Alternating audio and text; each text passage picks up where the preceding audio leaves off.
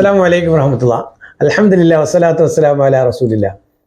കുടുംബജീവിതം സന്തോഷകരമാക്കാൻ മനഃശാസ്ത്ര വഴികൾ, അതാണ് നമ്മളിവിടെ ചർച്ച ചെയ്യുന്നത്. പ്രത്യേകിച്ച് സ്ത്രീയും പുരുഷനുമുള്ള വ്യത്യാസങ്ങൾ 2500 നമ്മൾ തുടങ്ങിയതാണ്. അതിങ്ങനെ പല ചർച്ചകളായി മുന്നോട്ട് പോകുന്നു.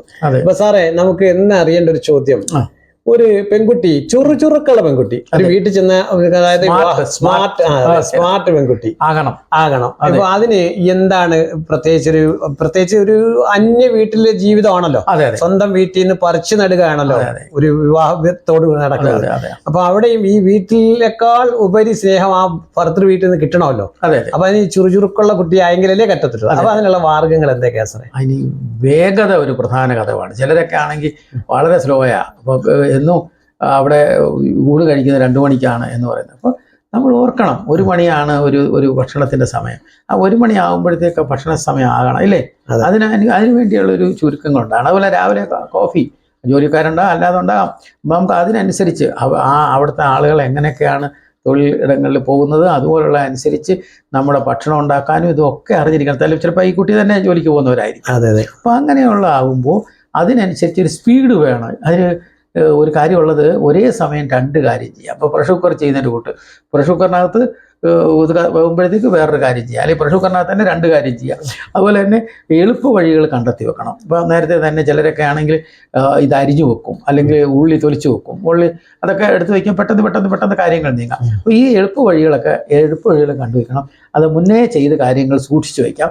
പിന്നെ എപ്പോഴും ഇനി ഇതിനകത്ത് ഏറ്റവും വലിയൊരു കാര്യം എന്ത് ചെയ്താൽ, ഈ പരാതി പറയുന്ന ഒരു സ്വഭാവമുണ്ട്. വെറുതെ ഇരുന്ന് പറയുന്നതായിരിക്കും, സ്വന്തമായിട്ട് പറയുന്നതായിരിക്കും. ഈ പരാതി പറച്ചിൽ ഒഴിഞ്ഞു കഴിഞ്ഞാൽ ആളുകൾ സ്മാർട്ടാവും. കാരണം മറ്റുള്ളവർക്ക് എന്ത് ചെയ്യണം, മറ്റുള്ളവർ എപ്പോഴും ശ്രദ്ധിക്കുന്ന പെൺകുട്ടി എങ്ങനെ പ്രതികരിക്കുന്നു എന്നുള്ള. അപ്പോൾ നമ്മുടെ പ്രതികരണത്തിൽ എന്തെങ്കിലും ഒരു മോശം വന്നാൽ അവരെല്ലാം നമ്മളെ കുറ്റപ്പെടുത്തൽ തുടങ്ങും. അപ്പോൾ ഒരിക്കലും നമ്മളിന്ന് കുറ്റപ്പെടുത്തൽ വരുന്നത്, നമ്മുടെ വാക്കുകൾ സൂക്ഷിച്ചു. അതെ. അതുപോലെ നമുക്കൊരു മാനസിക ധൈര്യം ഉണ്ടാകണം. നമുക്കും ധൈര്യം ഉണ്ടാകണം, മറ്റുള്ളവർക്ക് ധൈര്യം കൊടുക്കാനും കഴിയണം.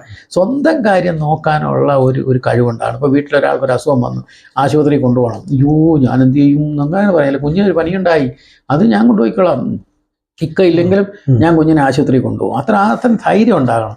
പിന്നെ അതുപോലെ തന്നെ വേറൊരാൾ വന്നു, ചില പണ്ടില്ലേ മാല പൊട്ടിച്ചുകൊണ്ട് പോയ കള്ളനെ ബൈക്ക് പിടിച്ച് പറിച്ചിട്ടില്ലേ, അത് പിടിച്ചില്ലേ?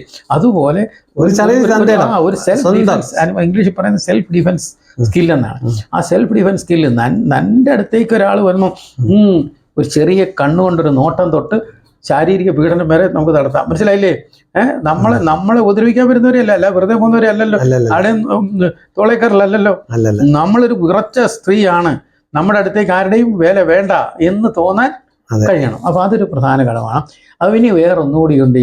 ചിലർക്കുണ്ട്, എനിക്കത് വേണം, ഇത് വേണം, അപ്പുറത്തെ വീട്ട് വെച്ചു, ഇത് വെച്ചു, നിങ്ങൾ ഇതുവരെ ഒന്നും വെച്ചില്ല. അങ്ങനെ പരാതി പറയുന്ന ഒരു പെൺകുട്ടിയെ ഹസ്ബൻഡ് ഇഷ്ടപ്പെടത്തില്ല, അവരുടെ വീട്ടുകാർ ഇഷ്ടപ്പെടും. അപ്പോൾ പരാതി പറച്ചിൽ ഒഴിവാക്കണം. നമ്മൾ ചെറിയ കൊച്ചു കാര്യങ്ങളാണ് പറഞ്ഞത്. ഇത് മനസ്സിൽ കിടക്കട്ടെ. അത് ആലോചിക്കുമ്പോൾ അത് പലതിനകത്തുനിന്ന് നമ്മൾ പുറകോട്ട് മാറും. പല ഗുണപാഠങ്ങളുണ്ട്. അല്ലാതെ നമ്മൾ ഇതെല്ലാം അതേ രീതി ചെയ്യാനല്ല, മനസ്സിൽ വെച്ചുകൊണ്ട് പെരുമാറുക.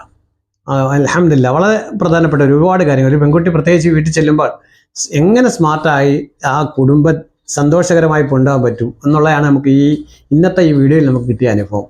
അപ്പോൾ അൽഹംദുലില്ലാഹ് വളരെ